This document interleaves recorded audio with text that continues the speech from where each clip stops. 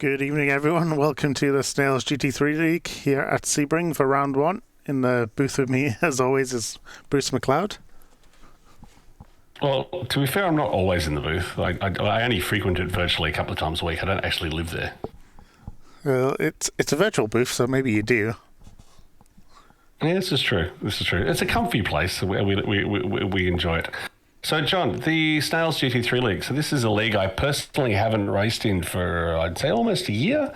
I used to do it when times would allow it from a daylight saving time zone point of view, because it's actually a Monday morning here for me in Australia. A great, interesting, fun league, to be honest. Follows the VRS schedule, if I recall, if things haven't changed too much since I raced in it. No, that is correct, except these competitors do get one fast repair. And, it's pretty. I think that's all the changes, apart from we give them a 15-minute open qualifying instead of a 2-lap. So 15-minute open qualifying, still the 40 minutes, so single fuel pit stop, I'm assuming, the same as VRS. And we also have a split into pro and amateur classes. Yep, yes we do. It was implemented just to give maybe not the quicker drivers something to aim for, like their own little podium. But as you see, depending on track, it is very mixed. So there will be a new way of working out how to do a Pro-Am split going into 23 Season 3. So look out for that when the league moves location as well. But here is the grid for the first race of the season. So the red are our pro drivers, the green are our AM drivers, although I think Ryan Jennings, he's a Red Bull driver, so he would be a bit of an amateur.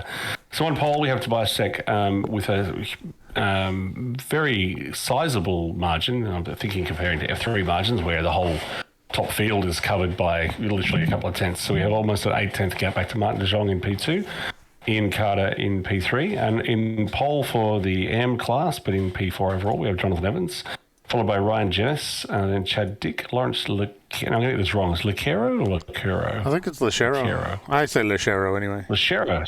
There you go. So Lawrence in P7, Len Beck in P8, Chris Lindenauer in P9. Is he in a pizza delivery? If he's not, there'll be a chat to have. No, he's not. He's in that bright pink car just left of Len Beck's name. Words will have to be had. John McAree in P10. Rudd's. Okay, I'll let you send me to school on how to say Rudd's name properly, because it's obviously not school. His first name is Rude, and his second name is... Rude, see? I don't know his second name. I don't do Dutch very well.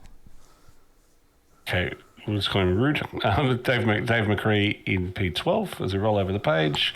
In P13, we have Tom Van Doffel, Jonathan Rennie in P14, Henrik Anderson in P15, and Mr. Tom Payne bringing up the rear in P16.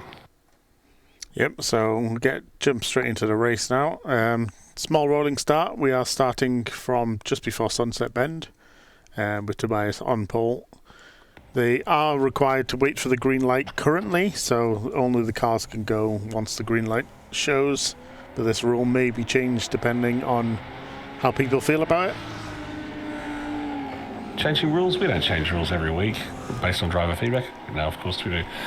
So I see Tobias has decided to roll with the Lamborghini this season.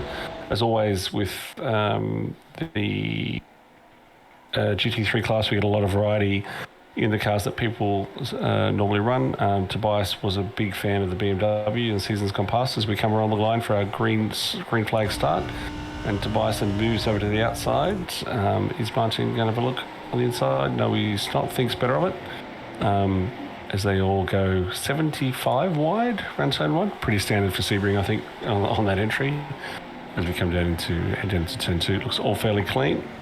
Can't see anything if we just go back down the field a bit, John. It all looks fairly clean. Yeah, everyone made it nicely through the first opening sections, giving themselves plenty of room just to go through as they head down towards the hairpin for the first time.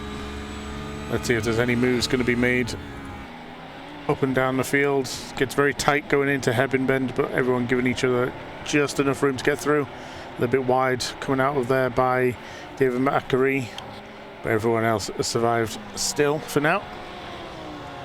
So Chris Linder now having a look on alongside Jonathan Evans. I think Jonathan looks like he was the big loser coming out of that out of that start. Dropping down the grid quite a bit. I would ask you to bring up the positions lost and gained, but that would involve switching dials on SDK. We don't particularly want to tempt that fate so Jonathan Evans, you are correct. Lost out 5 positions from the start, where Rude gained 5 positions from the start. So everyone else looking pretty clean as the field starts to spread as we go through Shinobi Bend down to Le Mans curve for the first time. Tobias Sek still leading by a second, and then quite a gap there to Ian Carter. I think Martin de Jong just briefly goes off track as he tries to push through Le Mans a little bit too quick to try and close the gap on Tobias. So it's all very civilized. In coming down the back straight, with actually the Alban straight coming into Sunset for the first time.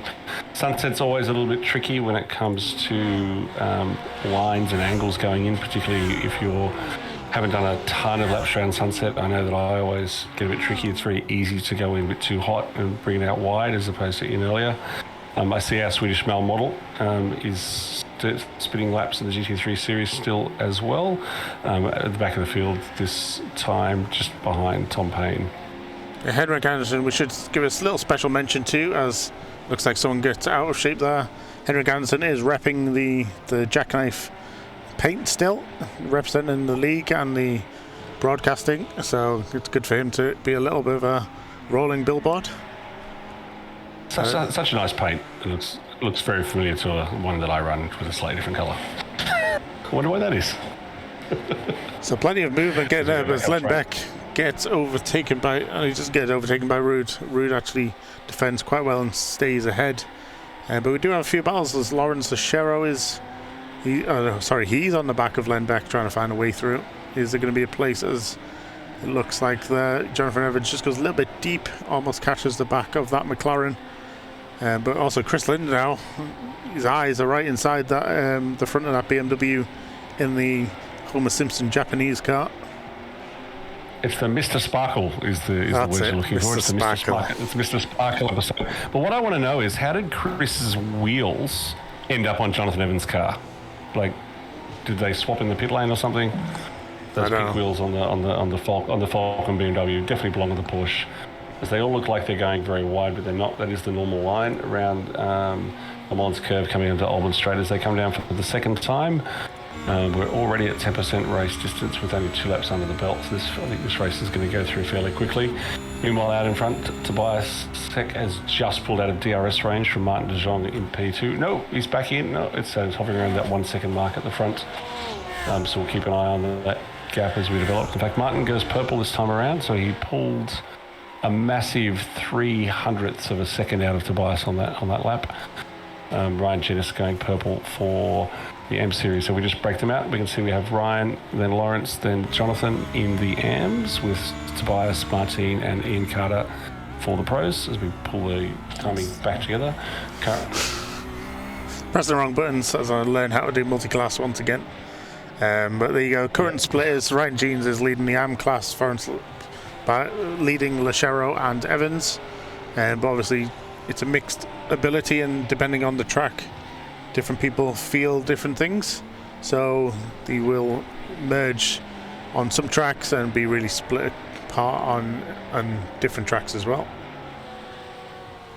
So one thing we're definitely seeing in this particular race at the moment with this field is a really good balance of performance. So that one shot right there, you've got Lamborghini, McLaren, BMW and Porsche all nose to tail. So all very different cars with requiring very different driving styles, and they're all making the lap time in very different ways, but still ending up very quite close together. As we have a spinner there, we might just want to scroll back quickly and see if we can pick that up. So it looks like Rude's going into, I think that's tower turn, possibly just catches a little bit of grass on entry, or does he just cook his speed? Yeah, he just cooks his speed, gets the oversteer going and stays out of the way, thankfully. As Ryan Jeans now makes some moves, as him and Chad Dick bouncing side by side, getting really close, getting the elbows out there as he comes down through Genevieve and bend. And now Chad Dick and Ryan Jeans showing some good battling out on track there. I was going to say there's plenty of racing room there to be able to go side by side in those corners. I've done it myself, fighting Mr. Marcus Tainton. But what I'm expecting, more importantly, is this battle to resume coming into Sunset and then going down into Turn 1. Turn 1, which is actually named Turn 1. So coming around into Sunset, Ryan's a bit further back than I would have expected. He's taking a bit of a tighter line there as we watch them come out. Yeah, Ryan's got a good run. We're going down the start-finish straight, coming onto the start of lap 4. He's lining him up. Is he going to think about a move? Maybe not into Turn 1, maybe into... Oh, Ryan loses his bumper. 2. Ryan loses his back bumper, just catching the wall of the pit wall a little bit hard there. Taking off the back of that McLaren. So sorry, not the McLaren. The Lamborghini is now feeling very naked at the rear. I've always wondered what a Lamborghini looks like underneath. No, I haven't, but now we know. We want to keep this G-rated, so this looks somewhere else. Yeah, this is no only. Nonetheless. But Chad Dick now once again getting caught by Ryan, so that missing body part is only helping Ryan drop a little bit of weight to try and keep up. Don't think that's going to affect the aero too much, being right at the back. So thankfully the GT3s are running the new damage model. Maybe not this season, maybe last season. I think the new damage model came out. Unlike the series that I run every week, where you can lose the entire boot and rear wing, and it actually doesn't affect the aero at all. We definitely will see some challenges. It probably won't affect him too much at this track because it is mostly straight. There's a lot of straight line in this track, and what I'm thinking in my head is, has he lost the diffuser? Or is it only the rear bumper? So if the diffuser's still intact, the car should be pretty good from a rear downforce point of view, if he's only lost that rear bumper.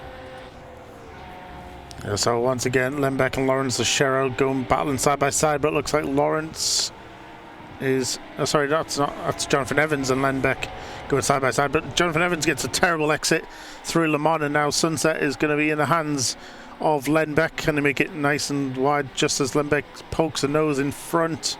Coming down to the braking zone, very, very bumpy, easy to lock up, easy to spin and end up in the tyres. But both of them driving very well, then keeping it nice and tight through Sunset, and these two are still battling hard as they go into the pit straight to start lap number 5 for them.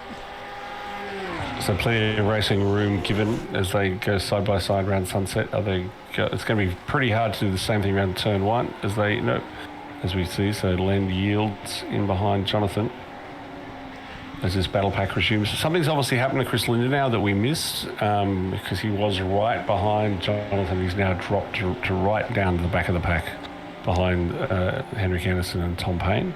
I think he had a little bit of an issue, but I don't think I see any damage. It was a little bit far back because we were watching that battle unfold between Evans and Beck. Yeah, I think it looks like the car looks like it's intact. Speaking of battles, I can see another one developing between Dave McCree, Jonathan Reddy and Tom Van Duffel. There's another little battle pack developing down the back of this train between the Lamborghini and another BMW here on track. Yeah, so very, very close. Plenty of positions still to be made. Nice little mix. Ryan Jeans being, I don't know, he's very fast now. He does a lot of racing with Tobias, so Tobias has obviously rubbed off on him in a positive influence, as Ryan Jeans is just getting quicker and quicker. And if you ever want to wonder, does iRating matter? Not really, because Ryan Jeans is 1.5k and everyone above him is 2k, so he's hanging on pretty close to all of them. Actually, he's just had an issue, just saying that. You've cursed him. You've cursed Ryan as he's gone off he's had a spin. Where are we on track? We're currently coming around the back through Gendel Bend into Le Mans Curve. The famous Lambo snap oversteer catches Ryan Jeans and does put him off the track. Thankfully, all this concrete around has been able to help him recover just a little bit, and he's going to try and fight up the field once again as Lawrence and John Macquarie are very, very close now on track, with the Pepsi Porsche following the Hurricane McLaren. So what I'm impressed with, to be honest, is how close this field is. So I'm just looking at the track map, and I can see, Tobias is gone. He's 2.2 seconds out in front of Martin de Jong, who's another just under 2 seconds ahead of Ian Carter, and then another big gap back to P4 and Chad Dick. Then you've got daylight back to Jonathan Evans in P5 on track. Oh, another spin happening, going up front. There's been contact, I think. Run back. See exactly what coming happened. into turn one. Okay. There's a car park right in front of him. Is that Len Beck just losing it? He loses it through. Yeah, look. And then Lawrence had nowhere to go. Macquarie just struggled as well, but managed to get enough brakes on the go. But Len Beck's car's ruined, and so is Lawrence Achero's, I think. Yeah, both of them cars are currently out of the race. There's John Macquarie. Let's see, does he have too much damage on the front of that Porsche? It looked like he just got on the brakes quick enough to avoid it. Avoid too much heavy damage anyway. A little bit of scuffing on that front splitter, but that should buff out in the next pit stop as Ryan Jeans is now trying to go around the outside through hairpin turn, and that's a difficult line to take for anybody. So you know what I'm like with mirrors when it comes to not looking at the wrong point in time. That shot that you had there in-car showing the in-car system, a bit of radio chatter from Tom Vanderpool there. As we see a good send down the inside, did it stick from that BMW there down the inside? I think it was Jonathan Rennie. Nope, it wasn't. It was a couple of cars ahead of that. It was, I think, Tom Payne sending it down the inside. Yeah, it was Tom Payne on Jonathan Rennie making that pass down the inside in the BMW, which is very much, if it isn't JPS livery, it's definitely giving me those JPS livery vibes. No, it is a JPS livery. It's very much, it feels like it. So what I was going to say when we had this pack together was I was impressed on how close these cars are running together. Like, we're already at lap 6. 1/4 race distance, and you can literally throw a blanket. But yeah, that in-car camera that we can see there, that's a really good reason to have that thing turned off, because that car was all full of Red Bull as Ryan was trying to make the move. And speaking of trying to make a move on board with Ryder, we can see Henrik Anderson having a half loose in the sunset. Thankfully, the Ferrari didn't get rear-ended, because the last thing we want to do is have to send that car back to get the stickers reapplied. Plenty of vinyl on that thing, making it nice and shiny. There's Ryan Jean still trying to get his charge up in a Red Bull. Just like the race in Saudi Arabia, the Red Bull is trying to charge his way through the field, but not finding too much luck on the tighter sections. Don't mention anything because I haven't finished watching the race yet. I'm halfway through it. I mean, it's not really a spoiler. You knew the Red Bull was going to carve the way through the field. Yeah, of course, exactly. But I think what's interesting here, and there's a bit of touch. There was definitely a bit of touchy-feely there. Keep it to yourself, Ryan. We don't like to touch our competitors. The Porsche in front, I'm going to say that red and black Porsche is definitely giving me very hallmarks of Annie Rabbits in her standard red and black liveries on track, as we're watching Chris Linder now make a move down the inside of Jonathan Rennie.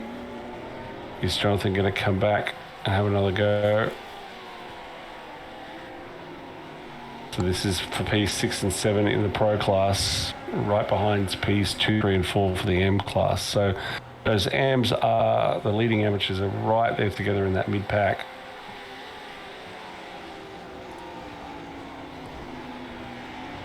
As we go to the breakdown, so Tobias Seck is now out to a 5-second lead over Martin de Jong, so he's just walking away at the front.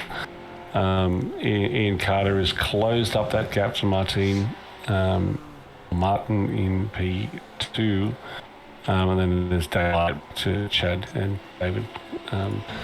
We look at Ian, who's decided to go with Ferrari for this outing. So there's the visible gap from P2 back to P3 as Ian goes around sunset, and Martin goes very wide on the exit there. It's definitely not the desired racing line coming out of turn 1. As we go through the right, left, into what used to be called Big Bend. It's now Gurney Bend, heading down towards the chicane at the end of the straight. It's a hairpin, but who's counting? Yeah. No, well, that's, what is it, turn 2.5-ish. The Big Ben's this big sweeping one as they go to the straight. Anyway, we're sort of now coming around out to the back. Trying to think, where are we on track? Trying to get my bearings. Okay, so once again, heading down towards Hairpin Bend with Ryan Jeans following John Macquarie, who's following his brother, I believe. David Macquarie, both in Porsches, I think. Yes, they are. Here's another completely useless but fun fact about Sebring. If you chop this in half and you go to the school layout and then you pick up a skip barber, you can basically test on the exact configuration that is actually used in the skip barber Learn to Drive book, which is really quite interesting, which is called, I'm trying to find, it's in my stack of books and it's over here somewhere. But it's a good little track to help both learn Sebring, but also just to put some more laps in and get things around. So if you actually are learning Sebring for the first time, you can actually chop this track in half and do the front half and the back half mostly. Actually, I must admit, I do prefer the alternate layout into Sunset. It's a very different corner, and I actually prefer the normal layout. But enough of me rambling on. We're hanging out the back of John Macquarie looking at Brian Jennings in that Red Bull that is all over the back going into Sunset. They're sort of coming around onto the start-finish straight to start lap 9. We haven't seen the pit window must... I was going to say, we haven't really seen too many issues at Sunset where it's normally quite a hotbed, especially when people start to get comfortable, as Ryan Jeans almost again smashes the back of that Porsche. Maybe he's just feeling a bit inadequate with no rear end, so he's trying to get rid of the Porsches. I don't know what you're talking about. I have never crashed a GTE at Sunset in a Porsche RSR in an endurance race. That never happened, honestly. At least I can't remember it. Yeah, but I think only Henrik Andersen's had a little bit of a moment through there at the moment, just losing that back end slightly, but was tight enough, luckily, to stay out of the way, as Ryan Jeans really trying to push now, trying to get positions back up. He is down 3 from where he started, whereas Macquarie is up John Macquarie is up 3 and David Macquarie is up 6 in total. So David Macquarie running the best at the moment. You're absolutely right, John. I think we've seen more action going into turn 1 than we have into Sunset. But I want to point out, though, the big mover in the pack at the moment is Chris Lindenauer, in that Mr. Sparkle Porsche. He's come up another 4 spots as he's turning this into a great recovery drive. So definitely no damage to that car off this off. And speaking of Len Beck is retiring, I think. Len's had another unfortunate incident, has decided to jump back to the pits as we continue to watch this ridiculously close battle between Ryan and John Macquarie. Just looking at the lap times and just checking out the front, looking at the track maps. So Tobias is now almost the half of the front start-finish straight ahead of Martin de Jong. He's got that out to a 6-second lead now over P2. P3 a lot closer behind, but still a second gap between P2 and P3 out front.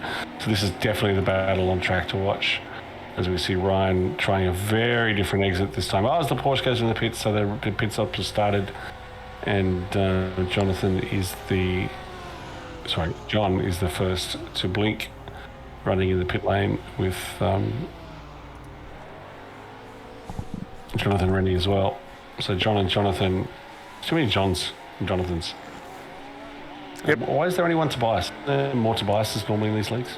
No, there's only ever been one Tobias in this league. There was two Tobiases once upon a time in the F3 league. But Tobias Trube not making an entry in this league. Not yet, maybe. Maybe when it moves location, Tobias Trube might fancy himself in the GT3 on a Sunday night. We've seen massive improvements. Going to come into play. I said we've seen massive improvements. Between the Red Bull cars, no. Ryan Jeans is just going to get rid of anything in his path, using the advantage of the Lambo. That is just a ramp at the front, as he makes a move now down into, I think that's Cunningham Corner. Yes, it is. Good move there from Ryan. Just takes the inside, possibly can gets a bad exit as John Macquarie. Sorry, is that John Macquarie? No, it's David Macquarie. This is confusing. Too many Macquaries.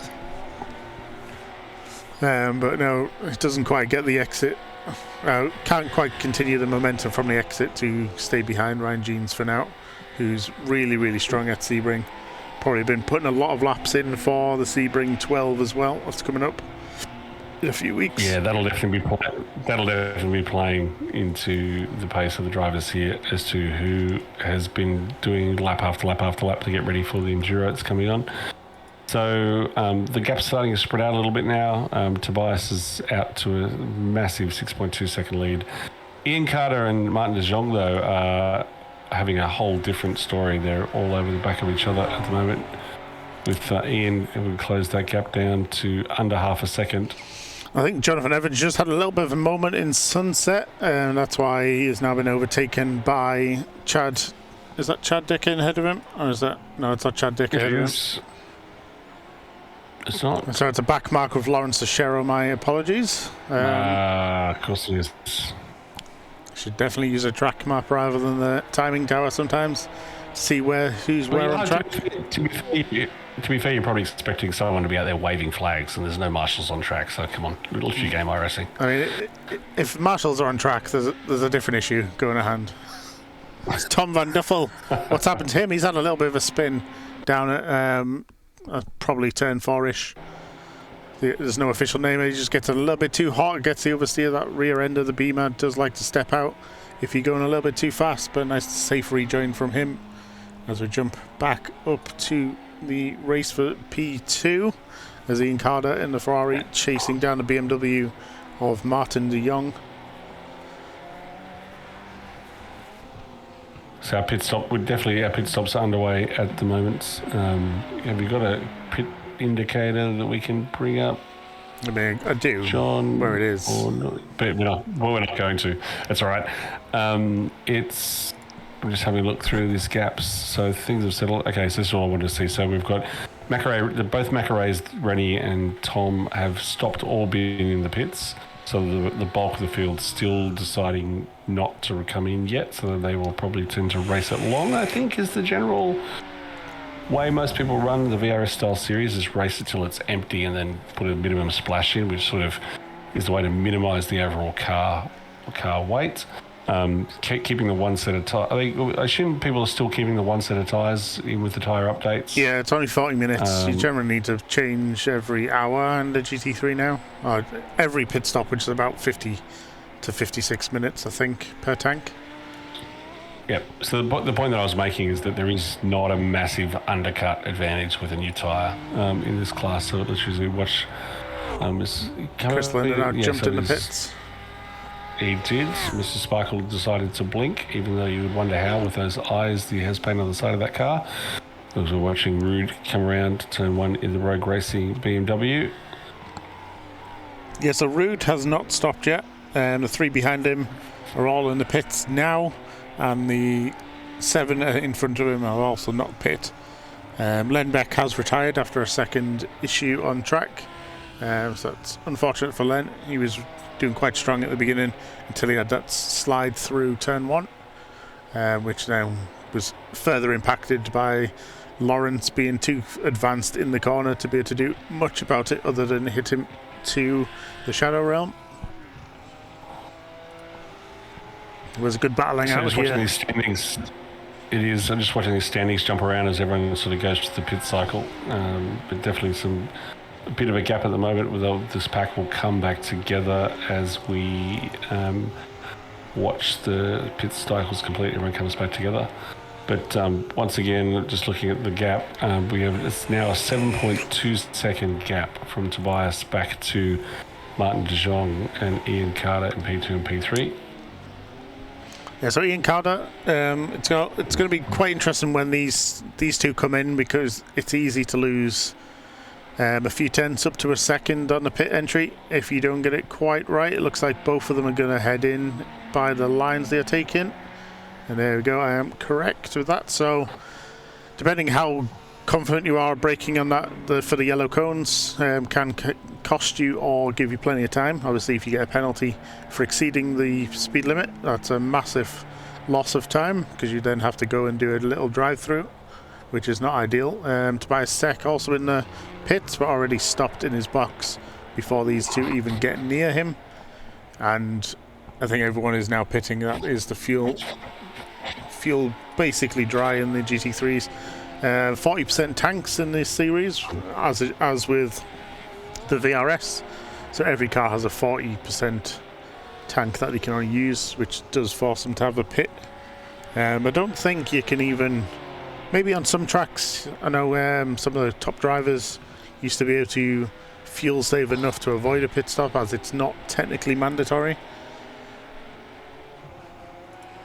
Yeah, because I think they dropped the tank size a couple of seasons ago, so I think it was tracks with a very long pit lane, so Long Beach and Sonoma come to mind, where the no stop was an option for if you were able to stretch it out, but I think that even that option's off the table again. So we're watching a battle between P7 in the Pro class with P3 in the AM class, Tom Payne. So one thing you can see here, definitely no punches being pulled between the two classes as we watch this battle on track. As the sun starts to set, because you wanted sunset to be sunset, didn't you, John? I see how they played this. That's what iRacing chose. I just copied exactly what they were doing. That's not up to me.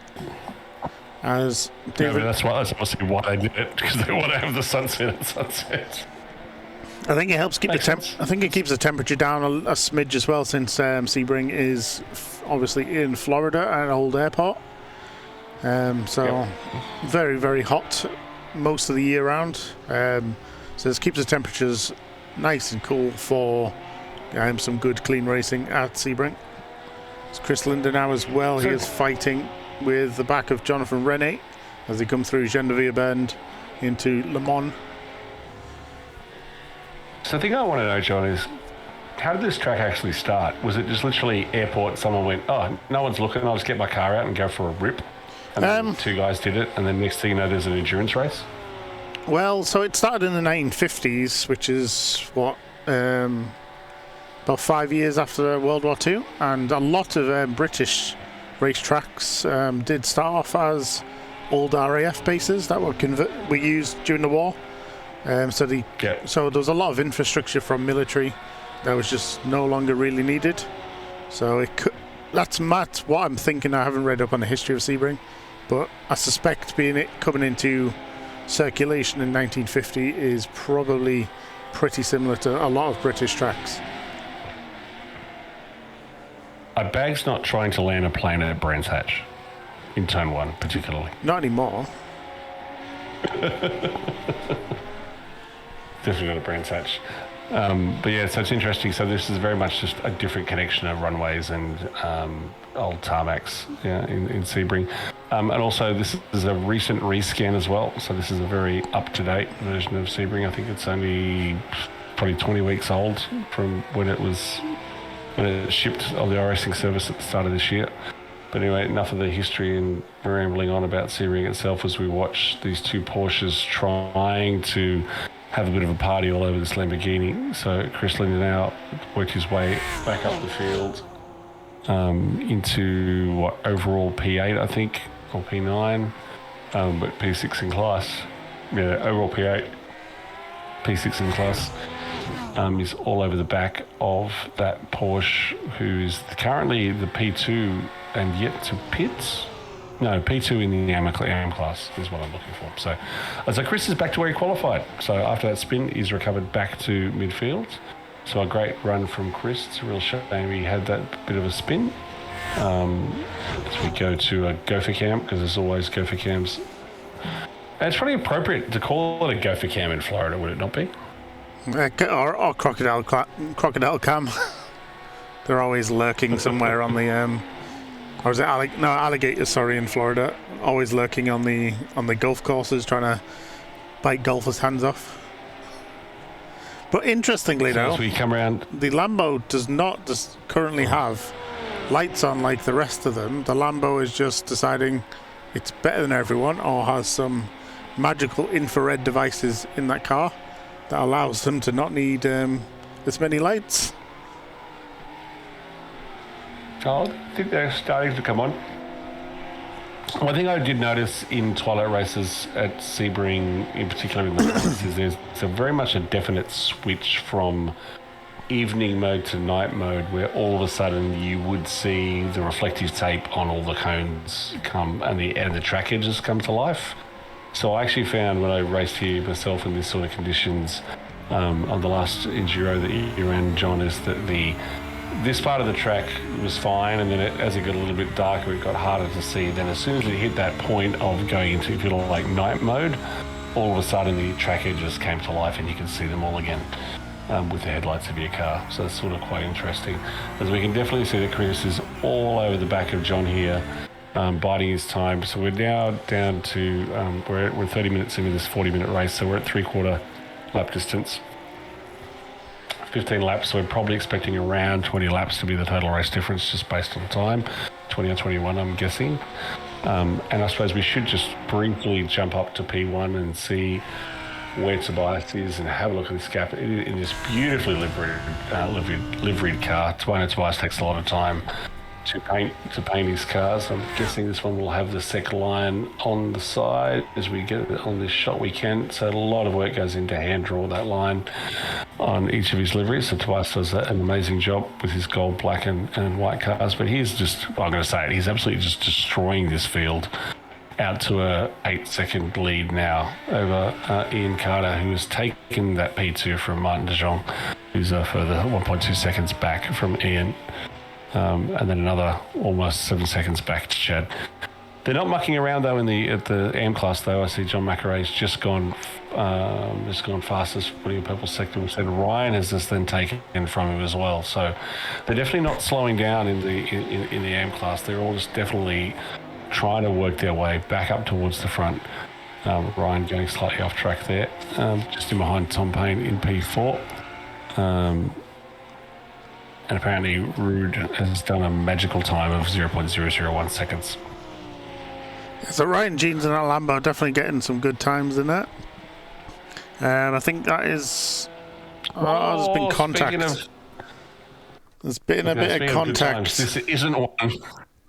As we see a bit of Porsche on Porsche action. So I don't know if Chris has missed the braking marker there slightly, giving an unfortunate tap to John in the M's, or it could be that John was just braking a bit earlier, not quite sure. Now, will Chris redress? Well, he doesn't really need to because he's already behind, he's rejoined behind.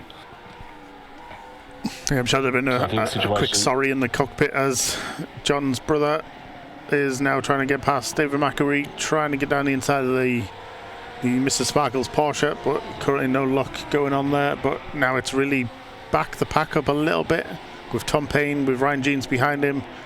Now there's like a five car battle for P7 overall. So plenty of still to go with just over 7 minutes to go in the session. Give or take a few minutes. So it's about 3 or 4 laps still to run of this rather large Sebring circuit. As he says, it's right in front of him. It should tell me what the distance is. It's 5.9 kilometres or 3.7 miles. As unfortunately, we watched John has had another bit of a spin. Was this assisted again? So please, oh no, he's done that one all by himself. Thankfully, he wasn't assisted. Unfortunately, that one's going to hurt and cost a bit in the repair bill as he finds one of the walls. It's pretty safe at Sebring to go off normally. Like, there's definitely walls there, but you've got to be pretty unlucky to hit it, as David was unlucky at that point in time. But he did. So he's still behind Chris Linden out. Ryan Jeans pushing very close. Tom Payne as well there. Also in the mix, only 3/10 behind Ryan Jeans. So plenty to go on as we look on from the pit wall. That was actually a really good shot as we saw how quickly they go past. So I've fallen victim to the Maccarees. So I think that was John that in the Porsche to hit the wall there, and I think has he jumped to the pits? Yeah, he's jumped to the pits. Where he's, yeah, so I got the Maccarees mixed up. I called David when it should be John, so my apologies there. But once again, we're watching this Red Bull on Red Bull action with Ryan Jeans and David McAree. Yeah, I'm just trying to scan up and down to find who was in front of Ryan. Still learning some of the names. We'll get better with it as we move on to the other races in this season. So that number 12 Porsche with the Lambo all over the back of it. It's just amazing how wider. I must admit, I actually saw a Mercedes. I'm not exactly sure what the car model is. I should know it. Which is the basis for the GT3 mode in a car park over the weekend. Oh my God, they are so wide. It's like you take a normal car and you like go 1.5 times how wide they are. As we're watching Ryan get very sideways there, I don't know if that was to avoid the Porsche or he's had a bit of a think about sending a move and then thought better of it. That's allowed Tom Payne to get all over the back of him and close it right up. Yeah, so back to that little tail. Is it just called the Mercedes AMG? Ridiculously wide. Probably, but God, they're wide. It's ridiculous. Yeah, I don't think I've seen an AMG in person. I saw a couple of McLarens when I went to Silverstone. They were nice cars. Drove past in a micro SUV I was in. So yeah. So the AMG GT3 and a few cars away. This is just the local shops, unfortunately. Well, unfortunately, and it was the way Porsche GT3 are the base model. This particular Porsche is based on, and it was a great-looking car, but it looks like 2/3 the size by comparison. So it's a much smaller car, but obviously no less capable. It's a nice car looking, and it's a nice car to drive in iRacing. Not been fortunate enough to drive one in real life. For obvious reasons, no one trusts me. But according to my local mechanic who has raced both on racetracks, he said the Ferrari 488 Challenge just absolutely destroys the Porsche in a straight line in real life. Ryan Jean's still trying to find everything he can to get past David McAree, but it's just not working for him right now as the intervals have slightly messed up. So I was talking about the Porsche being narrower than the Merc. I tell you that Porsche is 5 times wider than that Lamborghini at the moment. He's just putting it everywhere he needs to keep Ryan behind. As well, Ryan is looking around the outside. Not quite. I think Ryan probably is the faster driver here as the track goes into night mode. As Ryan goes wide, coming onto I'm going to call it the mid straight, heading down through these kinks. But you can see those night lights start having come on now, so you can see the edges of the track coming to life and the cones as well, starting to make it become a lot more visible for the drivers. As Ryan's looking for another look, I think we're going to see a move coming down into the sunset. I think it's going to be unlike Donkey Kong. It's quite a challenge to get close enough through sunset, especially when both got such a good exit from them, but Ryan Jean's going to push all the way to the end. The intervals are currently showing based on class rather than on position. I can't fix that. I think you're right, John. I think it is hard to make a move in sunset unless there's a massive speed difference, but I think what a good run into sunset will set you up for the pass into turn 1. But unfortunately, we didn't get there this time, and this battle continues. Tobias Seck out in front is now out to just under a 10-second lead over Ian Carter, and another second back to Martin de Jong. So Seck still leading over Evans, leading the AM class in P5 overall, P1 in class.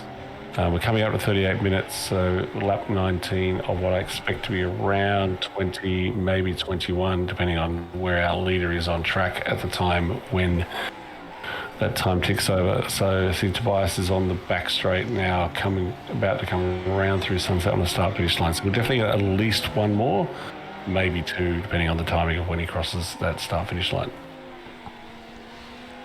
Yeah, but Tom Payne as well, he is getting close to the back of Ryan Jeans once again. But David McAree, did he have slightly a bad exit there through Tower? Looks like he was just a little bit further back. Ryan Jeans now 2/10 behind him. So Ryan Jeans is trying to push as hard as he can as we come to probably somewhere close to the white flag lap. Is the man waving his flag yet? let's see if we can get on board. No, he's not. No, he is. So I'm just watching. I know he is. I was expecting the graphic to come up. So, yep, this is the last time around for our leaders. And this is definitely the battle to watch on track. This is Red Bull on Red Bull action. As we go on board with Ryan as he tries to make... Did he just touch the wall there? If he didn't, it's very close. Dave McElroy taking a completely different line. I think Ryan's got the job done now. Oh, Dave's thinking about it. He's trying to go left, trying to go right, trying to go around the outside. Unfortunately, that was not going to work terribly well into turn one. Good to see that cone is still up on the fence to tell you where the apex is with this rescan. David sends it, ends up being around the outside, so there's nowhere to go there. Ryan closes it down, coming around back onto what was Big Bend here as you come onto the third straight of 4 or 5. There's definitely a passing opportunity down here into this hairpin. He has a look, thinks about it, thinks no, pulls in behind. Gotta watch the exit here, the dirt on the right, go to the power comes down. You can now see the track edges starting to come to life as you be able to see those inbuilt reflectors as Ryan looks like he's now starting to open up this gap a little bit. There's Ryan doing very well. Tom Payne still pushing as well, trying to overtake David McElroy. Is there going to be enough time before the end of the race? There is only a 5/10th interval between the two, so half a second between them. As Tom Payne is trying to push as hard as he can, but possibly a little bit too much too late as they come through. That's through Bishop and into Genbian Bend into Le Mans for the final time. Is he going to get such a good exit over McElroy? I don't think so. McElroy's been pretty solid for most of the lap, and that's another solid exit there. And the gap, as you can see, is slightly extending from the picture as Ian Carter, Tobias Seck has won the race. Ian Carter seconds, Martin DeYoung P3, Chad Dick in P4. Evans is over the line as well. So some good racing out there today. Some unfortunate bumps and scrapes, but that is GT3. And if anyone watched the Sebring 12 hours this weekend, all the leaders took each other out on Sunset, I think it was. So that was quite an interesting thing to view, as the traditional after the GT3 League is go a bit nuts, crash your cars, which is totally permissible, and David McElroy, trying to get home quicker than everyone else, has put himself in the wall. How did that Porsche get stuck in the fence? I really don't know, but there was some good racing out there for the first round of the Snails GT3 Season 23 Series 2. So we can get some results based on the Pro Class first. Let's have a look. No, we won't. Oh no, there we go. So it's coming up with practice results, but oh no, that's because I'm in the practice. Here we go, race results. Tobias Seck is the winner, 10 seconds over Ian Carter, who did eventually get past Martin DeYoung, who is 10 seconds behind the leader. And then we got Chad Dick, Jonathan Rene, Chris Lindenau, David McElroy, Tom Van Duffel, Ruud Scholl and Len Beck. And then we'll jump to the AMs, see how they did, who was on the podium for them. Jonathan Evans is the winner of the AM class, followed by Rain, Jeans and Tom Payne. And then we got Anderson, Lechero and McElroy. And just to give a quick overall view of that for anyone else who's watching, it's not going to show it, because why would it? There we go. You can just look over to this. Look at that. There we go. Or you can look at the standings on the left and get the same information. So, yeah, so overall results, Tobias Seck, followed by Ian Carter, Martin DeJong, Chad Dick, Jonathan Evans, Jonathan Rennie, Chris Lindenau, Ryan Jeans, Dave McElroy, Tom Payne, Tom Van Duffel, Henrik Anderson, Lawrence Lacero, Rudy, John McElroy, and Len Beck, rounding out the field. As the sun does set on Sunset, Sebring leaves us for another season. And I'm going to put you on the spot, John. You should know this because you set up all the sessions. Where are we next week? We are at the track that is famous for AlphaTauri. It is Imola. I'm not going to attempt the Italian version.